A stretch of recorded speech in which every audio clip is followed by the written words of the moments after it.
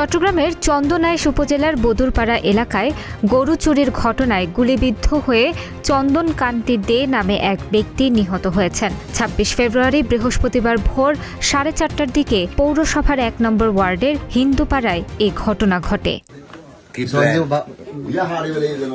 স্থানীয় সূত্রে জানা যায়, ভোরে একদল চোর চন্দন কান্তিদের গোয়াল ঘরে হানা দিয়ে একটি গরু চুরি করে। একই সময় পাশের গোয়াল ঘর থেকে তার ছোট ভাই নিতু কান্তি দে এর দুটি গরুসহ মোট ৩টি গরু নিয়ে যায় চোরেরা।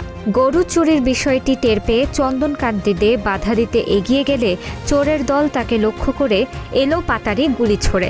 এতে তিনি গুলিবিদ্ধ হয়ে মাটিতে লুটিয়ে পড়েন। পরে স্থানীয়রা তাকে উদ্ধার করে চন্দনাইশ উপজেলা স্বাস্থ্য কমপ্লেক্সে নিয়ে গেলে কর্তব্যরত চিকিৎসক তাকে মৃত ঘোষণা করেন।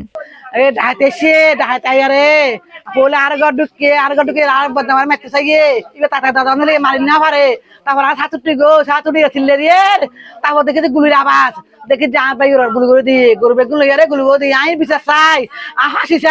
ঘটনার বিষয়টি নিশ্চিত করে চন্দনাইশ থানার ভারপ্রাপ্ত কর্মকর্তা মোহাম্মদ ইলিয়াস খান জানান, খবর পেয়ে পুলিশ ঘটনাস্থলে পৌঁছে লাশের ময়না তদন্তের জন্য মর্গে পাঠিয়েছে। এ ঘটনায় আইনগত ব্যবস্থা প্রক্রিয়াধীন রয়েছে।